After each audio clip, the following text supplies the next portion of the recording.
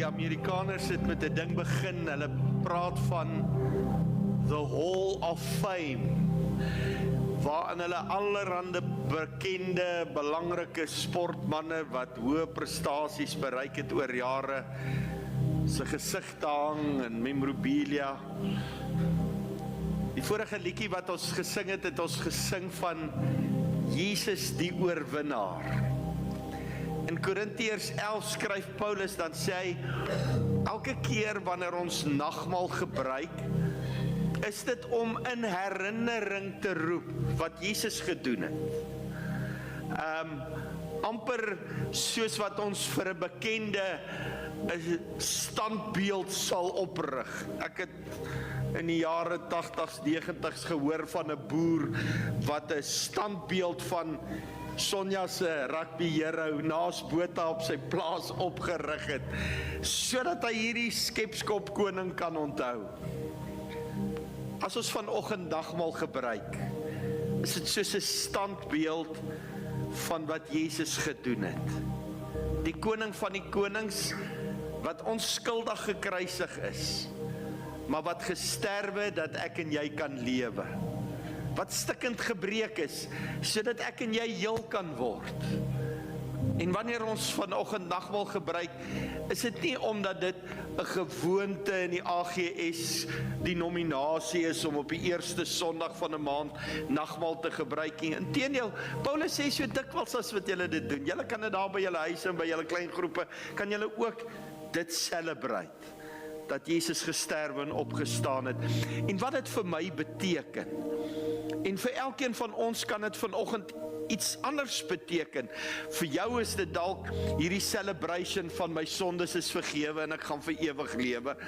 Dis dalk 'n noodkreet om te sê, Here, hierdie brood wat gebreek is, praat van u liggaam wat gebreek is, en deur u wonde daar vir my genesing gekom. Ek vertrou u vir genesing. Ek vertrou u dat dit waarvoor Jesus gesterwe het, vir my en my gesin vandag 'n realiteit word.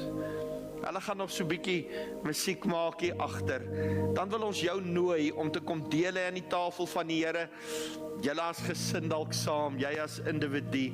Maar kom ons sien dit vanoggend as hierdie standbeeld wat ons herinner, wat bietjie meer as 2000 jaar terug aan 'n kruis op Golgotha gebeur het, toe hy die oorwinning behaal het, graf, dood en hel finaal oorwin het, en vir jou en my die oorwinning gee. Paulus sê dit in Romeine, hy sê ons is nou meer as oorwinnaars, as gevolg van dit wat hy gedoen het.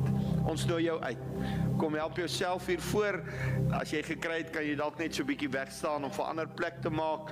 Maak kringetjies, bid saam as 'n familie en kom ons beleef sommer net dit waaroor dit gaan. Vader, dankie dat ons vandag kan fees vier. Ons dink nie net aan 'n kruis nie. Ons dink aan 'n leë kruis. Ons dink aan 'n leë graf. Want graf, dood en hel is oorwin. Jesus is die oorwinnaar. En dankie dat as ons vanoggend kom dankie sê deur dit te gebruik, ons terselfdertyd fees vier, omdat Jesus lewe en ons kan lewe. Seën die gebruik hiervan vanoggend in Jesus se naam. Amen. Ek het vroeër gehoor, daar's besoekers in die diens. Hierdie is nie 'n tafel wat aan 'n denominasie behoort nie. Al kuier jy vanoggend, as jy saam met ons Jesus bely, is jy welkom om saam met ons vanoggend nagmaal te gebruik. Baie dankie. Your name is the highest. Your name is the greatest. Your name stands above them all. All thrones and dominions, all powers and possessions. Your name stands above them all. Your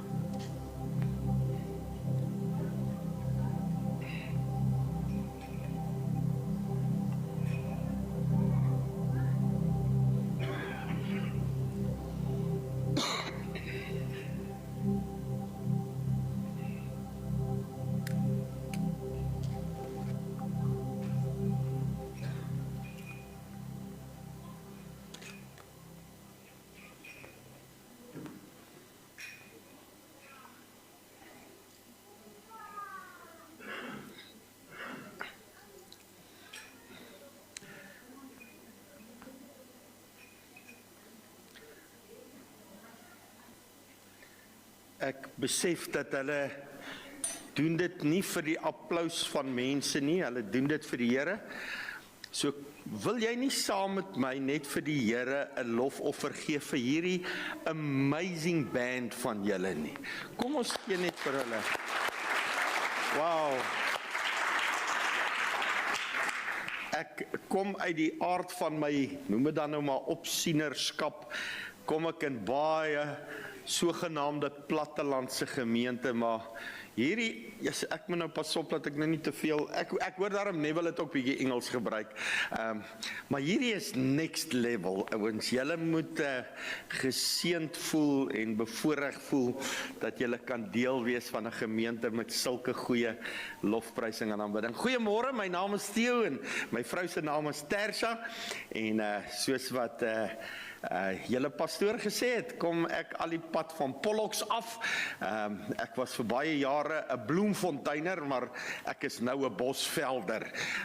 Ons sal nie nou rugby praat nie, dis 'n storie vir 'n ander dag, maar dis vir my so lekker om weer by julle te kuier. Ek dink, ek kan nie eens onthou nie, 'n jaar en 'n half terug was ek ook hier, en het ook baie geniet, dankie vir die gasvryheid.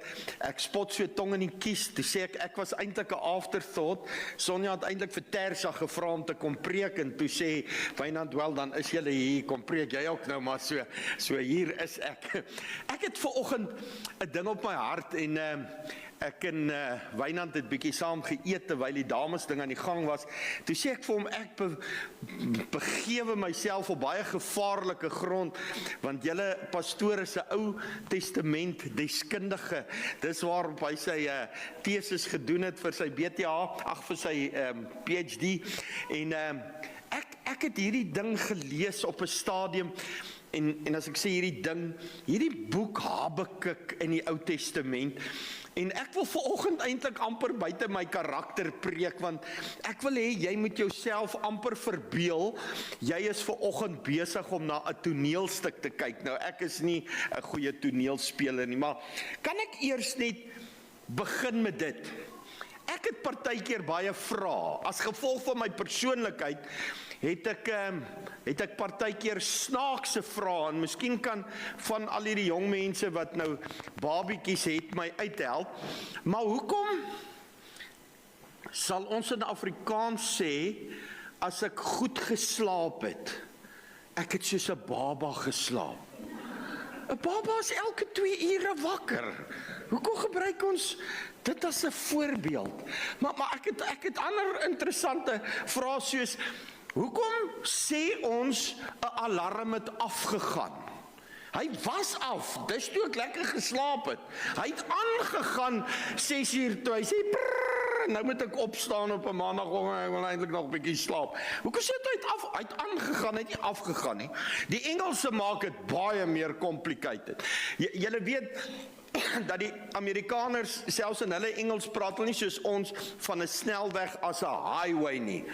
Hulle 'n snelweg is 'n parkway, en die oprit na hulle motorhuise is 'n driveway. So dis vir my baie confusing. Why do they drive on a parkway and they park on a driveway? Ek verstaan nie die vraag nie. Dis erger. Hoekom sê die dokter in Engels dat hy praat van sy practice? Moes hy nie nou al geweet het wat hy doen nie? Hoekom oefen hy op my? Dan moet ek nou soontoe gaan dat hy op my kan oefen. Dis maar net vra, dis deel van my persoonlikheid om al hierdie vrae te vra, maar daar's baie dieper vrae in die lewe. Vrae wat jy al gevra het as jy deur goed moes gaan. Vrae waarin jy jou laat beïnvloed en ingetrek word deur ander mense wat deur moeilike tye gaan. Vrae soos, waar is God as ek hom nodig het? Hoekom antwoord hy my nie? Sien God nie die goed raak nie? Hoekom gryp hy nie net in nie? Al hierdie seer, al hierdie geweld, al hierdie misdaad, al hierdie korrupsie in ons land, hoekom stop hy dit nie net nie? Hoekom moet ek as sy kind deur al hierdie goed gaan? En gewoonlik wanneer ek deur hierdie moeilike tye gaan, wanneer ek hierdie hartseer, hierdie trauma beleef, geliefdes wat siek word, finansiële krisisse, Dit staan asof daar so 'n stuk twyfel in my hart kom oor God se goedheid en God se liefde en God se omgee vir my. Waar is hy as ek hom nodig het? Hoekom antwoord hy nie? Nou daar's hierdie Ou Testament profeet met die naam van Habakuk. Hy word in teologieterme na verwys as een van die klein profete. Nie omdat hy minder belangrik is as die groot profete, gaan maar net oor die grootte van sy boek. Dis hierdie klein boekie, hy het net 3 hoofstukke en hierdie 56 versies in totaal, dink ek. In teenstelling met die groot profete Jesaja, Jeremia, hierdie ouens wat lang boeke geskryf het. So hy is nie minderwaardig nie, is net sy boek is bietjie kleiner. Maar daar's 'n ander verskil as 'n ou na hierdie boek kyk, in die terme dat die ander profete se boeke is meestal profeseë. Dis goed wat hulle by die Here gehoor het om vir die volk Israel en vir ons te sê. Waar as jy Habakuk begin lees, dan kom jy agter, dis nie soseer profeseë nie, dis eintlik hierdie goed waarmee ek en jy as mens stoei. Hy vra ook hierdie vrae oor God en hoekom God nie ingryp nie. En is interessant genoeg, sy naam beteken om te stoei met, of om te omarm. En binne in dit, of voordat ek nou by my notas kom, is dit amper hierdie ding van, ek dink ons word uitgedaag, om dalk maar regtig so bietjie met God te stoei soms. Ons word uitgedaag om op 'n plek te kom waar ons dalk vra, Here, wat gaan aan? En nie so gou handdoek in te gooi nie, maar partykeer voel ons amper skuldig om die vrae te vra. Want ek word groot in die paradigma van God is goed en God is liefdevol, en dan voel ek amper skuldig om na hom toe te gaan en sê, ek verstaan nie, die goed maak nie nou vir my sin nie. En ek dink dalk sê Habakuk, dis okay as ons vra. My tema vanoggend is van, hoekom na nogtans. So, ek wil hê jy moet nou amper hierdie preek sien as 'n toneelstuk met 3 bedrywe. Die Bybelvertalers het hierdie boek van hom in 3 hoofstukke ingedeel. Ek gaan vanoggend die versies net so bietjie anders hanteer. En om te gaan van al hierdie hoekoms na 'n plek van nogtans, en julle sal dit later verstaan, dink ek gaan ons deur hierdie 3 stappe amper. En ek noem dit nou 3 bedrywe, soos in hierdie toneelstuk wat in Habakuk voor ons afspeel. Dit gaan van 'n plek waar my geloof getoets word, na 'n plek waar my geloof groei, na 'n plek waar ek in geloof weer hoop het. En verstaan die Here is aan my kant. So die eerste bedryf sê ons dan nou, dit is waar geloof getoets word. En ek wil jou uitmoedig om die hele boek weer by die huis te gaan lees. Ek het nou nie tyd om elke versie vanoggend met jou deur te gaan nie. So hier begin die eerste bedryf. Geloof word getoets. Habakuk sê, daarvan vers 2 tot 4. Hy sê, Here, hoe lank moet ek nog roep om hulp? U luister nie na my nie. Geweld, roep ek baie hard. Maar u red my nie. Hy het soveel onbeantwoorde vrae. Ek weet nie, hoe het julle en julle groot word jare van die cowboy flieks gepraat, of hy goed nie, maar my pa het altyd gepraat van die goodies en die baddies.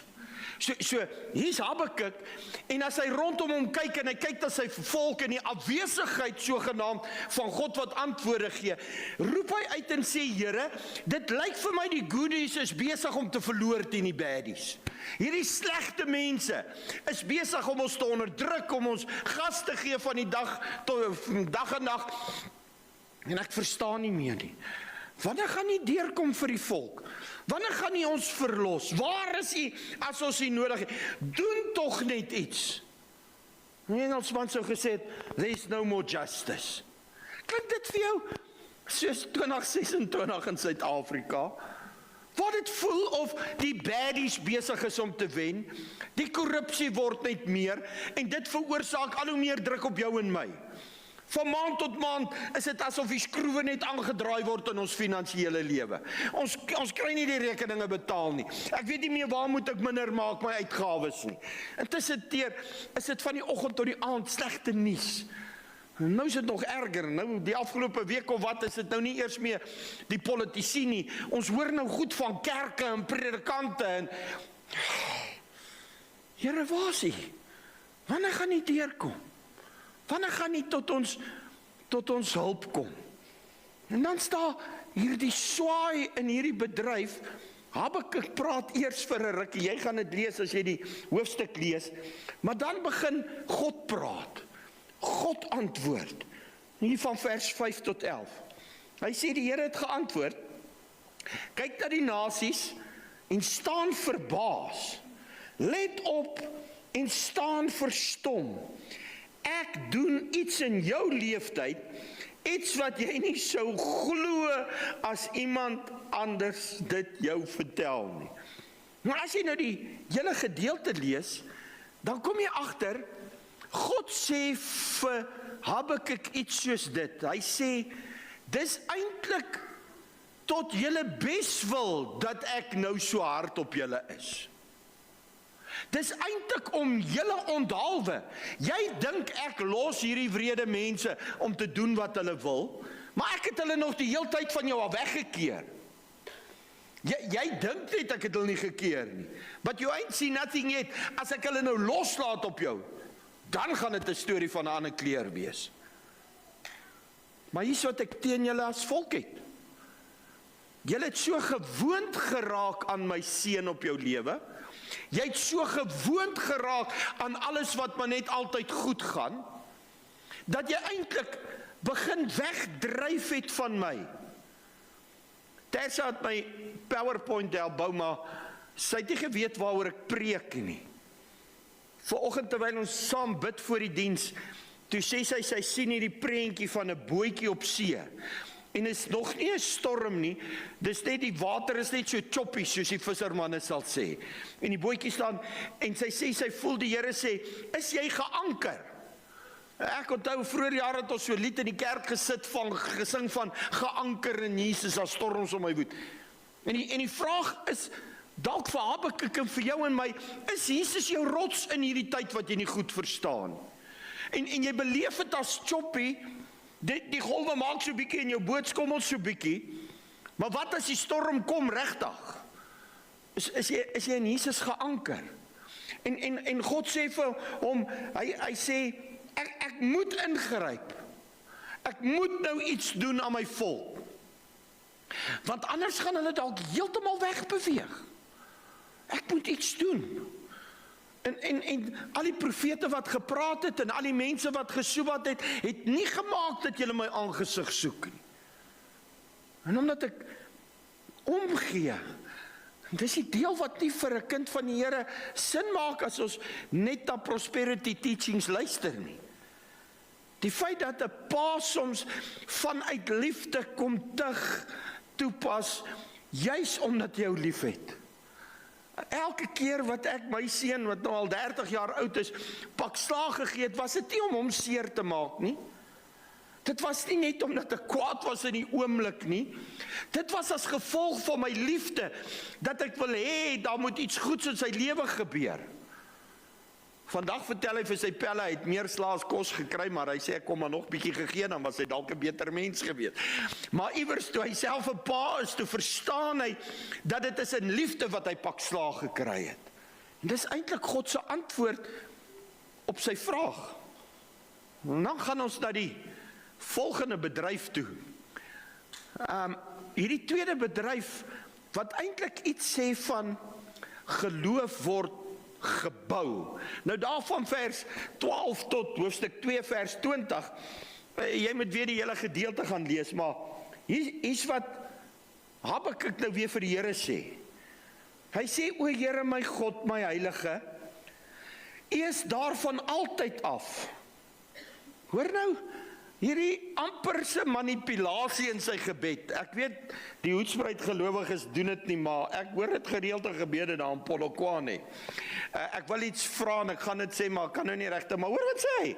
Sekerlik is dit tog nie u plan om ons uit te wis nie.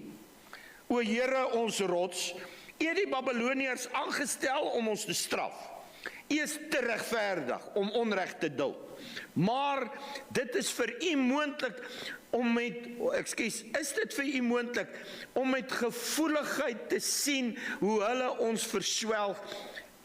Is dit reg dat u stil bly terwyl goddeloses die verslind wat meer regverdig is?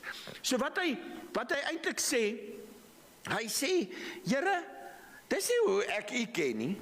Hy het 'n vraag gevra, nou hou hy nie van die antwoord nie. Hy het gesê, hoekom gaan dit so? Hoekom antwoord u? Nou sê die Here vir hom, dis omdat julle weggedryf het. Ek probeer julle terugkry. Nou roep hy, nee Here, nee. Kan hy nie eerder net 'n towerstafie gebruik en alles fix nie? En dan sit hy amper hierdie manipulasie op sy gevoel speel, probeer op God se gevoel speel. Sekerlik is u te lief vir ons, om ons net uit te wis. En dan vertel hy vir die Here hoe sleg is hierdie Babiloniërs en die Galdeërs en goed. En die idee wat ek kry as ek die hoofstuk lees is amper asof hy vir die Here sê, okay, ek hoor wat jy sê, ek hoor ons is ver van u af, ek hoor ons het foute gemaak, ek hoor ek is 'n slegte mens, maar ek is al nie so sleg soos hulle nie. Hulle is baie bad. Ek is bad, hulle is badder. Ek weet nie of wat so 'n woord is nie. Hulle is baie slegter. Is dit nie wat ons doen nie? Ons begin ons sonde vergelyk met ander mense se sonde. En dan lyk ons nie meer so erg nie, want hulle sin is erger.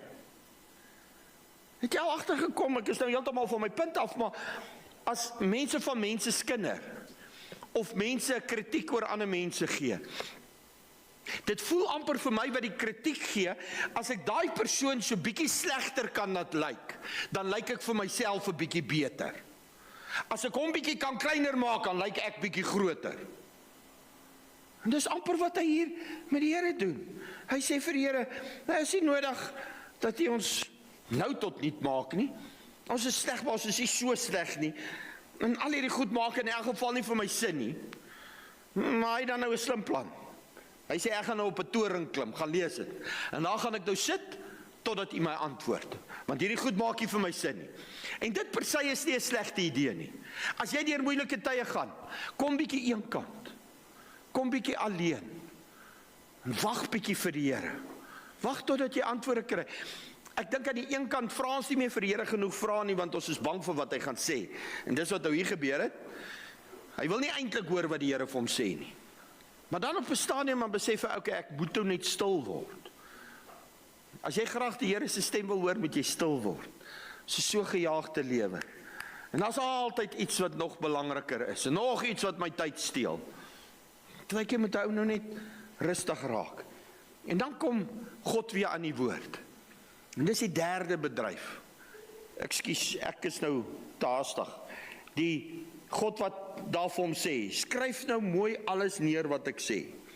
Ek wil hê almal moet weet wat ek gaan doen. Jy kan dit nou daar lees. Dit het vir te lank goed gegaan met my volk en hulle het afgedwaal. En nou sê hy hierdie mooi ding, en jy ken die versie, dis dalk die tweede bekendste versie in Habakuk. Hy sê, kyk na die hoogmoediges, hulle vertrou op hulle self en hulle lewe is boos. Die regverdiges daarenteen sal deur hulle geloof lewe. Die Engels sê, but the just shall live by faith. Hier teen die einde van die tweede hoofstuk sê die Here eintlik vir Habakuk iets soos dit. Alles gaan oukei wees, as jy by my bly. As jy kies om naby die Here te bly, gaan alles oukei wees. Ek gaan ingryp. Ek gaan iewers op die toneel kom. Maar as jou saak met my reg is, sal jy oukei wees.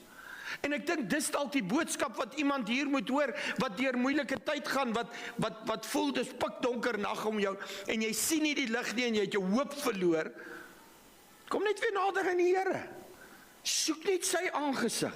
Bly by hom, sorg dat jy reg lewe. Sorg dat jou lewe in orde bly. God se storie is eintlik vanoggend dit. Die laaste hoofstuk is nog nie geskryf. Dis nog nie die einde nie. In die einde sal reg en geregtigheid seëvier. Jy kyk rondom jou rond en jy dink maar, goed het in Suid-Afrika net heeltemal uit beheer uit geraak. Duisende aborsies in 'n jaar, duisende moorde in 'n jaar, plaasmoorde, land grabs, korrupsie, misdaad. Iewers is hulle nog nie jou hekmotor gesteel het nie, as die kans is goed, hulle doen dit volgende week. Dit gaan net aan, dit hou net nie op nie. God sê, sorg net dat jy naby aan my bly. Hierdie goed wat gebeur, is aardse goed, maar ek sal vir jou sorg. En dis waar ware lewe is. Die regverdige sal deur sy geloof lewe. Deur sy geloof in Jesus Christus. En dit wat ons vroeër geselebreer het toe ons nagmaal gebruik het. Die feit dat hy het gesterwe, hy het opgestaan, hy het grafdood en hel oorwin, hy triomfeer, hy kom gou weer terug om jou en my by hom te vat. Sorg jy net dat jy reg lewe. Hier is die derde bedryf. Dit sê iets van geloof sal triomfeer. Altyd. Habakuk sê, Here, eintlik staan ek in verwondering oor U. Dis nou die derde hoofstuk. Hy sy geloof getoets, sy geloof het gegroei. En dan is dit asof daar 'n lig aankom vol. Die een wat nou nog al die vrae gevra. Hy verstaan iets van God se grootheid en sy almag. En aan die een kant wil hy nog vra, Here, maar is hy regtig genadig? En dan verstaan hy, maar hy was nog altyd genadig.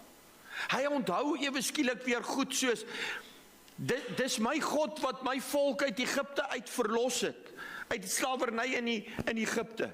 Dis hy wat 'n see vir ons oopgemaak het. Dis hy wat vir ons elke dag gesorg het met manna uit die hemel, en as ons honger was, dan het Uber Foods vir ons in die aand kwartels aangebring, KFC se ou weergawe. Dan het ons vleis geëet, en as ons dors was, het daar water uit die rots uitgekom. En toe ons in die beloofde land moet ingaan, toe sien ons dieselfde wonderwerk weer. Toe gaan die Jordaanrivier vir ons oop, en ons trek deur. En toe ons om die stad geloop het, toe val die mure van Jericho. En hy besef maar, dis eintlik wie my God is. Hierdie God wat tog altyd getrou was, wat tog altyd die wonderwerke gedoen het. Hoekom sal hy my nou los? Ek bid dat jy wat vandag deur 'n moeilike tyd gaan, dat jy die Heilige Gees sal toelaat om jou te herinner aan al die groot en wonderlike goed wat God tot vandag toe in jou lewe gedoen het. Om nooit te vergeet nie. Die duiwel wil hê jy moet vergeet. Die duiwel wil nie hê jy moet hierdie goed onthou wat God gedoen het nie. Hy wil eerder hê jy moet al die hoekoms vra. Is dit nie hartseer selfs van Israel, maar ons kan maar self in die spieël kyk. Elke keer, hy 10 plaae gedoen, en toe trek hulle. En toe hulle by die see kom, toe twyfel hulle, toe wil hulle teruggaan. Toe maak die see oop. Toe trek hulle deur, die vyand verdrink in die water. Die see is nog skaars toe, dan begin 'n moan en groan hulle alweer. Ons wil teruggaan, ons mis nou daai kospotte van Egipte. Waar is die water? Dan gee die Here water. Dan sal 'n volgende ding, dan vergeet hulle van al hierdie goed wat God gedoen het. Ons is ook so. Ek bid dat die Heilige Gees jou sal herinner, dat dit weer geloof in jou hart sal bou. God het jou nog nooit gelos nie, hy het jou nog nooit gedrop nie, hy gaan dit ook nie nou doen nie. En dan is dit amper asof hy net hierdie groot waarheid besef. God is wie hy sê hy is. God doen wat hy sê hy doen. En jy moet dit vanoggend hoor. God is wie hy sê hy is. Hy doen wat hy sê hy doen. Hy's 'n waarmaker van sy woord. Jy kan maar op hom steun. En hier is nou die bekendste gedeelte van Habakuk, daar van vers 16 af. As hy sê, selfs al sal die vye bome nie bot nie, en die wingerd sonder druiwe staan, al het die olyfoes misluk, en lewer die landerye niks op nie, al vergaan die klein vee in die veld, en is die beeskrale leeg, tog, ten spyte van alles, sal ek my verbly in die Here. Ek sal so juig oor God wat my verlos. Die oppermagtige Here is my krag. Die ou vertaling het gesê, nogtans sal ek jubel in die Here. Hy begin met al hierdie hoekoms. Hoekom Here, hoekom antwoord U my nie? Hoekom daag U nie op as ek U nodig? Hoekom moet dit met my gebeur? Hoekom nou? En deur 'n gesprek met God, en ons weet hoe lank was die gesprek nie, dit kon dalk weke en maande gewees het. Dan kom hy tot hierdie gevolgtrekking, God was altyd net nog goed vir my. En daarom gaan ek by hom bly skuil. Hier's twee baie belangrike en relevante vrae wat hy eintlik vra. Hy vra die een vraag is God dan regverdig? Is God regverdig? En jy moet vir jouself die vraag, moenie nou die geestelike heilige antwoord gee nie. Sê net eerlik uit jou hart uit, dink jy God is regverdig? Want daar's 'n stadium wat hy dit nie dink nie. Hy vra hierdie vraag, hoekom, jy het dit al gevra, hoekom gebeur soveel slegte goed met goeie mense? Is God regverdig? Jy sien, daar's hierdie groot waarheid van God wat liefde is, maar God is ook 'n regverdige God. Hy's 'n God wat nie goed ongestraf los nie. Hy het gesê, as jy jou vinger in die plek druk, gaan jy skok. As jy in die warm stoofplaat vat, gaan jou hand brand. So daar's konsekwensies. As ek van 'n 20 verdieping gebou aftrap, dan gaan die wet van gravitasie inskop. Ek kan nie dan sê, waar was God? Hoekom het hy my nie gevang nie? Jy wat oor die muur geklim het. So daar's seker goed wat maar net is wat dit is. Maar nou maak ek en jy partykeer verkeerde afdraaipaaie. Ons gaan links as ons moet regs gaan. Ons sê ja as ons moes nee gesê het. En dan skop die konsekwensies in, en dan dink ons God is nie regverdig nie. Dan dink ons God gee nie om nie, God is nie meer lief vir my nie. Kan ek dit aan jou hart vasmaak vanoggend? God is 'n goeie God. God is 'n liefdevolle Vader. Hy wil altyd die beste vir sy kinders hê. En dan sien jy die tweede vraag. Wie is hierdie God? Wat doen hy, of wat doen jy, as hy nie sin maak nie? Ek het onlangs, die 6de Februarie, my 43ste verjaarsdag gevier. Ek weet, as julle na my kyk, oorgewig, grys, ek praat nie van daai verjaarsdag nie, dis langer terug as dit. Maar die 6de Februarie was dit 43 jaar wat ek my hart vir Jesus gegee het. As 'n standaard 7 seentjie, way back when in Potchefstroom in 'n diens soos hierdie. Ek het baie keer verkeerde afdraaie gevat. Baie keer gewonder, baie keer soos Habakuk gestoei met goed. En ek was al vir baie jare 'n pastoor wat partykeer moes help om mense se hoekoms te antwoord. En dan was daar baie kere wat ek in 'n situasie was waar die hoekom van 'n mens ook nie vir my sin gemaak het nie. Ek weet nie hoekom moet 'n pa sy kind begrawe nie. Ek weet nie hoekom moet 'n man sy jong vrou begrawe of 'n jong vrou haar jong. Ek weet nie. En dan vra ek saam die hoekoms. En ek dink ek was seker al meer as 20 jaar 'n pastoor. Toe het ek 'n keuse gemaak eendag, en dit lyk vir my Habakuk het daai keuse gemaak, om te sê, die fondasie van my geloof staan op 2 pilare, en daai 2 pilare kan nooit verander nie. Hierdie 2 pilare is, God is goed, God is goed, God is goed, dit kan nie verander nie, hy kan nie goed wees nie. Die tweede pilaar, ek praat nou net van Theo, is God is 'n liefdevolle Vader. Hy's 'n liefdevolle Vader. En hierso kom hierdie vir my so belangrik is. Die oomblik wanneer ek stoei, soos hierdie Habakuk man, stoei met die onregverdigheid, die onredelikheid, die goed wat ek nie verstaan nie, kan die duiwel my nie kry om nie in God te glo nie. Want hy is goed en hy is liefdevol en geen krisis op aarde kan dit verander nie. So as die duiwel, en dis die eerste ding wat hy doen wanneer jy deur 'n moeilike tyd gaan, hy laat jou nie die 2 goed twyfel. So ewe skielik moet ek beter vra. Want as my vraag my laat vra iets in die lyn van oor God se liefde, hy is liefdevol. Hy is goed, sorry, ek kan nie daai kant toe gaan nie, ek weet dit staan vas, dit kan nie verander nie, dis wie hy is. So as die slegte goed met 'n goeie mens gebeur, dan moet ek iets anders vra. Wat moet hier geleer word? Is dit dalk 'n aanval van die vyand?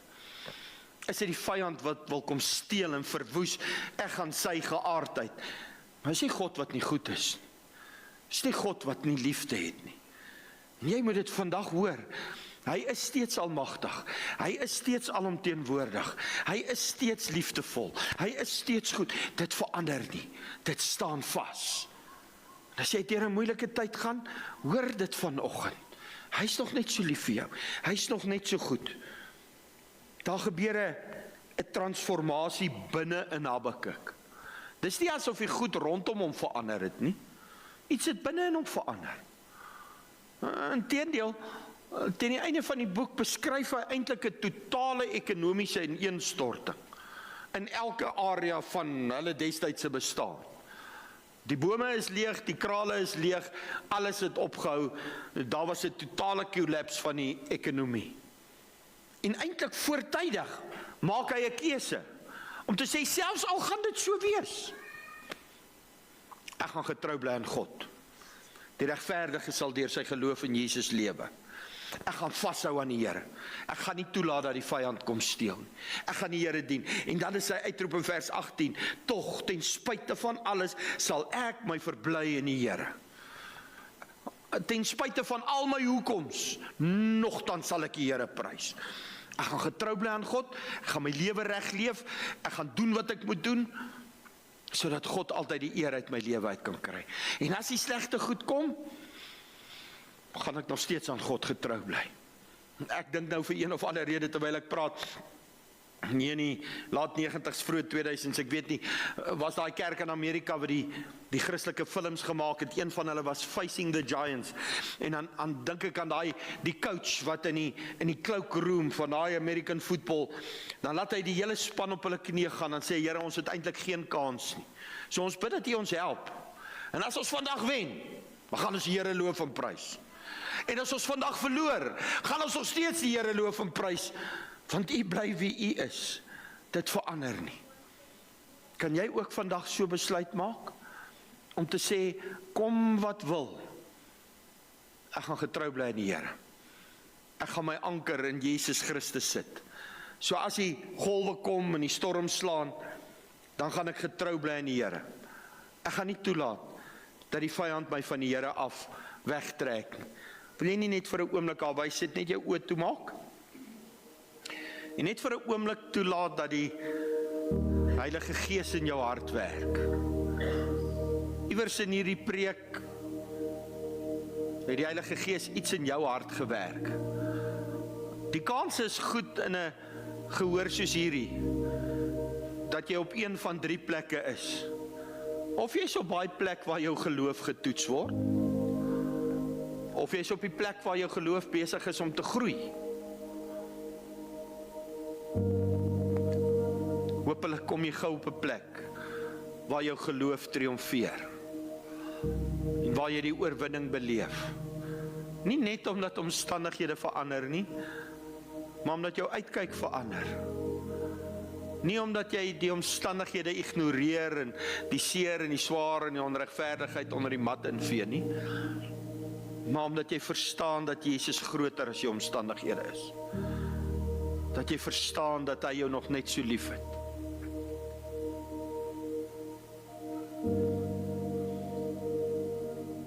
Ek het by my huis reeds vir hierdie diens gebid en gewonder wat wil die Here doen.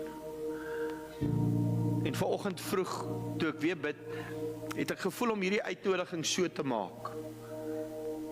As jy met 'n klomp hoekoms in jou lewe tans sit, dalk is dit iets wat nou gebeur, dalk is dit iets wat jare terug gebeur het, maak nie saak nie, maar jy het 'n klomp hoekoms. Wil jy nie voorkom staan, ek of Tersha of Wynand of van die ouderlinge van die gemeente gaan saam met jou gebed bid. Maar hier's wat ons wil bid.